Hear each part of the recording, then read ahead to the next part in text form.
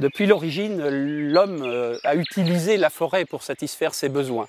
Ces besoins, pendant des siècles, ça a été avant tout des besoins en bois de chauffage. Ça a conduit à la ruine de la forêt française, qui a été dans le pire état à la fin de la Révolution française, et qui a conduit à une prise de conscience sur la nécessité d'avoir une véritable gestion forestière et de la mise en place d'une sylviculture.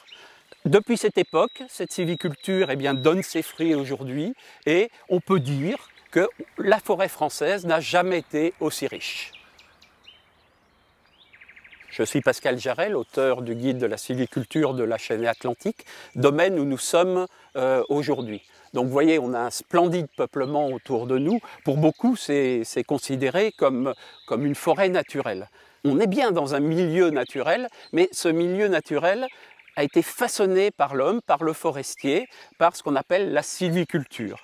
Alors la sylviculture, c'est quoi? Eh bien, c'est l'utilisation, c'est le dosage de la lumière, de l'eau et l'utilisation des sols pour produire une forêt, produire des bois de la meilleure qualité possible. Donc nous sommes déplacés de quelques centaines de mètres. Le peuplement qu'on a autour de nous ici a 30 à 40 ans de plus que celui où on était tout à l'heure.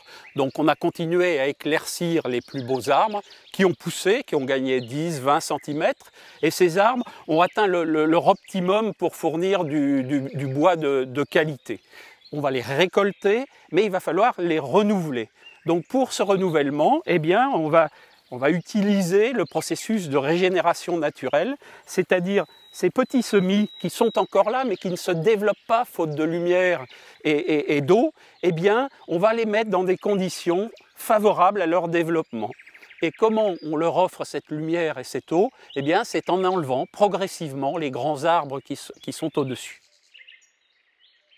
Donc on a traversé la route, changement complet de paysage, les grands arbres qui étaient ici il y a 10 à 15 ans ont été enlevés et les petits semis qu'on voyait tout à l'heure se sont développés. Vous voyez, ils font maintenant ici 4 à 5 mètres de hauteur. Ils étaient des centaines de milliers, ils sont maintenant des dizaines de milliers. C'est la lutte pour la vie. Seuls s'en sortiront les plus forts. Donc on a vieilli de 25 ans, à peu près ici, on entre dans le stade de ce qu'on appelle perchis, et il va être important d'intervenir pour faire ce qu'on appelle la première éclaircie. La première éclaircie va viser à desserrer les tiges entre elles pour leur donner une vitalité, et elle va viser également à favoriser le sous-étage pour ombrager les grumes des arbres qui vont se développer et leur garder une haute qualité. On a une nouvelle fois vieilli de 30 à 40 ans, le peuplement fait une petite vingtaine de mètres de haut. Il y a une opération essentielle à ce stade qui consiste à faire ce qu'on appelle la désignation d'arbres objectifs.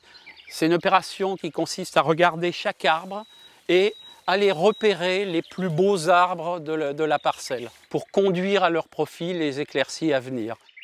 Ici, on est vraiment dans des conditions où on peut produire les produits de plus grand luxe de la forêt française, du chêne à grains fins qui va pouvoir être utilisé dans la tonnellerie et qui pourra se marier avec les meilleurs vins français et mondiaux. C'est le coffre-fort de la forêt française. Mais ce n'est pas pour autant que cette sylviculture se fait à l'encontre de la biodiversité.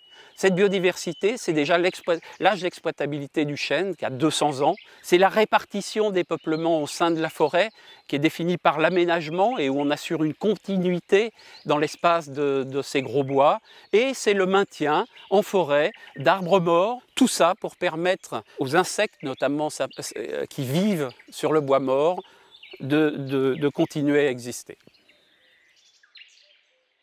L'évolution la plus forte qu'il y a eu au cours de ces 50 dernières années, je dirais même plutôt les 20 dernières années, c'est la montée des attentes sociétales vis-à-vis de la forêt.